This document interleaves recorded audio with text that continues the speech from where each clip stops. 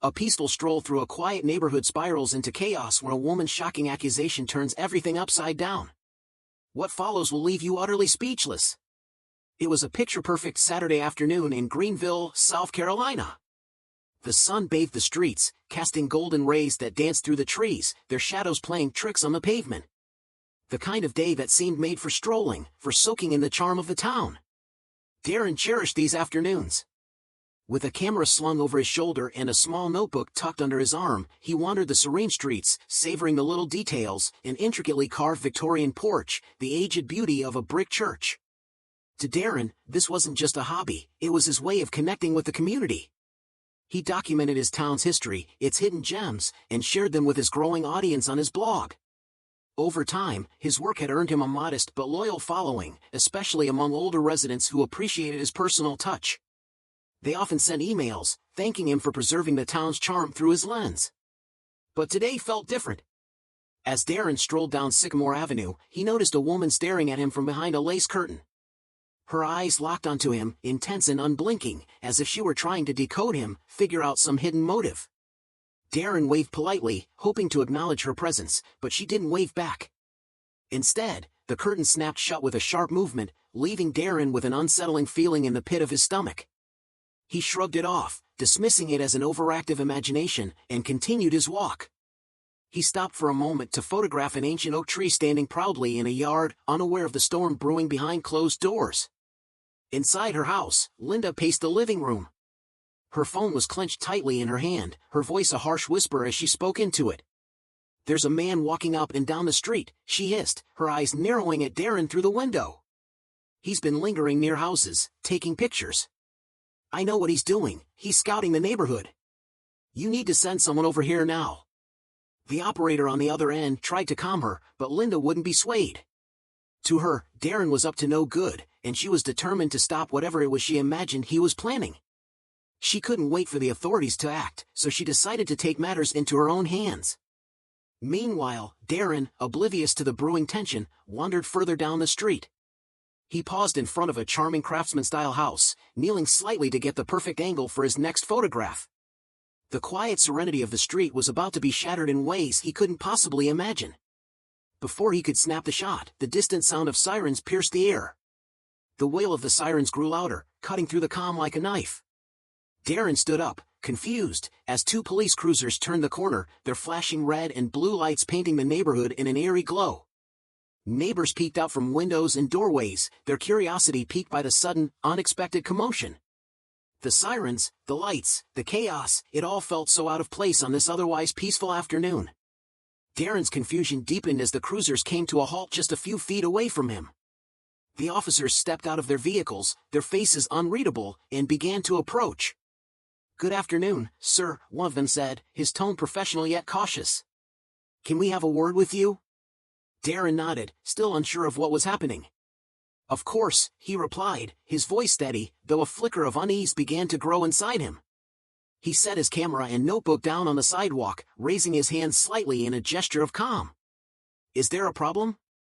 The officer exchanged a glance with his partner before responding. "We received a call about someone behaving suspiciously in the area. Do you live around here?" Darren furrowed his brow in confusion. "I'm just taking photos for my blog," he explained. "I document historical homes and architecture around town." He gestured toward his camera and notebook, trying to offer proof of his innocence. Before the officers could respond, a voice cut through the air. From her porch, Linda's voice rang out, her face flushed with indignation. "That's him," she shouted, pointing a trembling finger directly at Darren. "I saw him walking back and forth, looking at houses, taking pictures. He's planning something, I just know it." Darren's jaw dropped. "Planning something?" he echoed, incredulous. "Ma'am, I'm just walking and taking photos. That's all." But Linda was relentless. "Don't let him fool you," she insisted, her voice rising in pitch. "I've seen this before. They come around pretending to be harmless, and then, bam, break-ins everywhere." The officers exchanged another glance, their postures stiffening. One of them spoke again, his voice carrying a tone of authority. "Sir," he said, turning back to Darren, "we're going to need to see some ID and hear more about what you're doing here." Darren, though still bewildered, complied. He reached into his wallet and handed over his driver's license, his hands steady but his mind racing. As the officers examined it, a small crowd began to gather. More neighbors had emerged from their homes, drawn by the commotion. Among them was Mrs. Donovan, an elderly woman with a kind face who lived a few houses down. "What's going on here?" Mrs. Donovan asked, her voice cutting through the murmurs of the crowd. She recognized Darren immediately. "Oh, that's Darren. He writes the blog about Greenville's history. I've seen his posts. He's harmless." Linda whipped around to face Mrs. Donovan, her face twisted with disbelief. "Harmless," she spat. "You can't know that for sure. Just because he writes a blog doesn't mean he's not up to something." Mrs. Donovan frowned, stepping closer to Darren. "I do know that for sure," she said, her voice firm. "He's been documenting our neighborhood for months. I've even helped him with research. You're making a big mistake."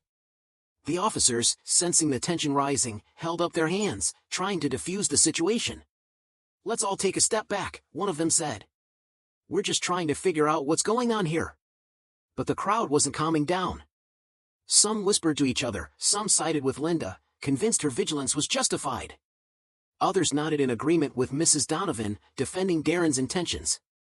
The atmosphere grew heavier, the tension thick enough to feel like it might explode at any moment.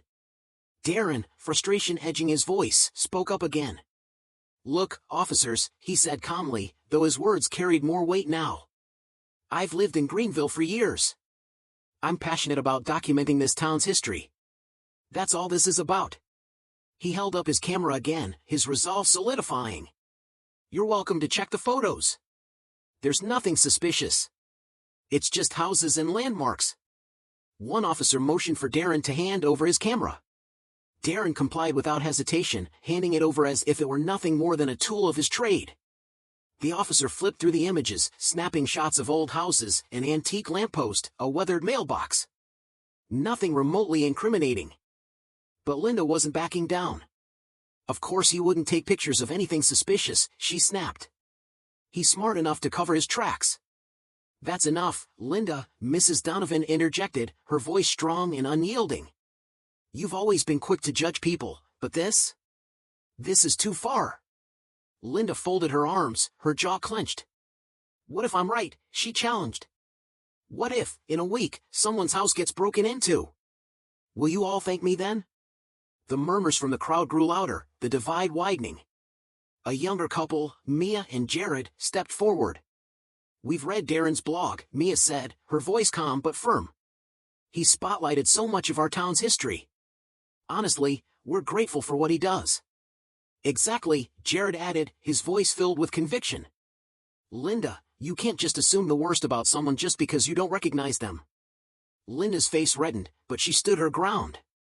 "It's not about recognizing him," she said, her voice unwavering.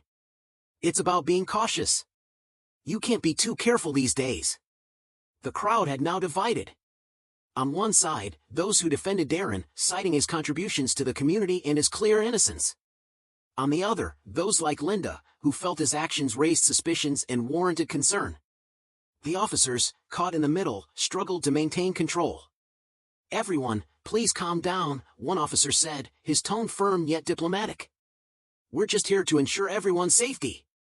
No one is under arrest. We're just gathering information." Darren, growing increasingly frustrated, shook his head. "I get being cautious," he said, his voice rising slightly. "But what's happening right now, this isn't caution, it's something else entirely." His words hung in the air, thick with implication. The crowd grew still, some eyes cast downward, others exchanged uncertain glances. Mrs. Donovan, stepping forward, placed a comforting hand on Darren's arm. "This isn't right," she said, her voice soft but loud enough for everyone to hear. "We're better than this, aren't we?" Her words felt like a plea, a call for reason, yet before anyone could respond, a voice from the back of the crowd broke the silence.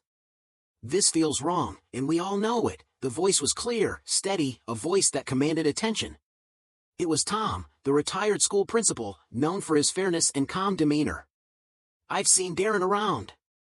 I've read his blog. The only thing he's guilty of is appreciating our community more than most of us do." Linda scoffed, arms still folded tightly. So, we're just supposed to ignore suspicious behavior? Her voice was sharp, but Tom wasn't deterred. He turned to face her, his voice measured but firm. Suspicious to who, Linda? Darren hasn't done anything illegal or harmful. He's just walking around taking photos. What makes that a threat? Tom's words hung in the air, their weight settling over the crowd. Slowly, others began to nod in agreement. Even those who had sided with Linda began to reconsider. The truth was undeniable now. Darren was being unfairly targeted, and no one was comfortable with the reasons behind it. But Linda wasn't ready to back down. It's easy for you to say, Tom, she shot back, her voice tinged with anger. You didn't see him like I did, creeping around, acting like he owned the place. Creeping around? Darren interrupted, his voice edged with disbelief. I was walking on the sidewalk, taking photos of houses. That's not creeping. That's public space. The crowd murmured again, but this time, the unease had shifted. It wasn't Darren they were unsure about anymore. It was Linda. Her words, once fueled by fear and suspicion, now sounded hollow in the face of reason and fairness. Then Mrs. Donovan spoke once more, her voice carrying the weight of authority. Linda, this isn't about being cautious. This is about you jumping to conclusions because Darren doesn't fit your idea of who belongs here. And that's not okay. Linda's face flushed a deep crimson, and for the first time, she seemed at a loss for words. The crowd waited, eyes fixed on her, but no response came. One of the officers cleared his throat, breaking the heavy silence. We've reviewed the situation, he said, his voice calm. And there's no evidence of any wrongdoing here. Darren, you're free to go. A wave of relief washed over Darren. He exhaled slowly, the tension in his chest easing. Thank you, he said, his voice steady but weary. He turned to the crowd. And thank you to those who stood up for me. It means more than you know. As Darren began to walk away, the crowd lingered. Conversations murmured quietly around him, but the atmosphere had shifted. It wasn't just about what had happened, it was about what was still unfolding.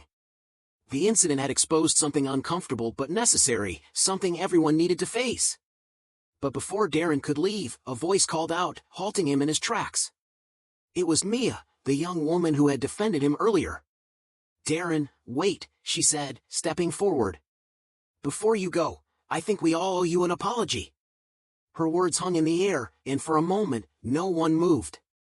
Then, to everyone's surprise, Linda hesitated. She stepped closer, her face still red, but now mixed with embarrassment and something that resembled regret. She's right, Linda murmured, her voice trembling. I owe you an apology.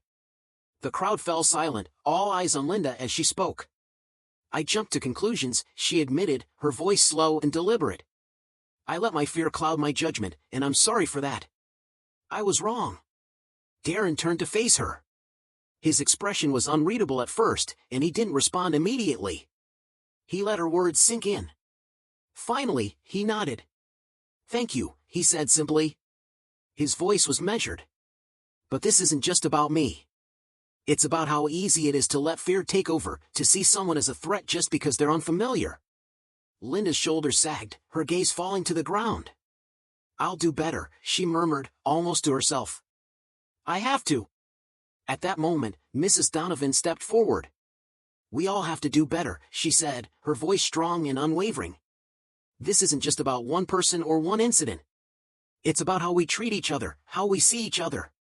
We can't let fear or prejudice dictate our actions. Tom nodded in agreement. We need to make this a turning point, he said, his voice resolute. Let's not let this moment pass without learning something from it. The crowd murmured in agreement, and an idea began to form. A plan to hold regular community meetings, not just to address concerns, but to foster understanding and unity. Darren, though still shaken, agreed to be part of the first meeting, sharing his perspective and helping others see the value of empathy and open-mindedness. Linda quietly promised to attend too. It wasn't much, but it was a start. As the crowd dispersed, Darren walked away, a mix of emotions swirling inside him, relief, frustration, and a glimmer of hope. What had started as a simple walk around the neighborhood had turned into something far more significant, a wake-up call for an entire community. This story reminds us of the importance of looking beyond our assumptions, of choosing understanding over fear. If you've ever felt the sting of being judged unfairly, or witnessed someone else being treated this way, let this be a call to action. Stand up, speak out, and strive to be the change your community needs. Together, we can make a difference.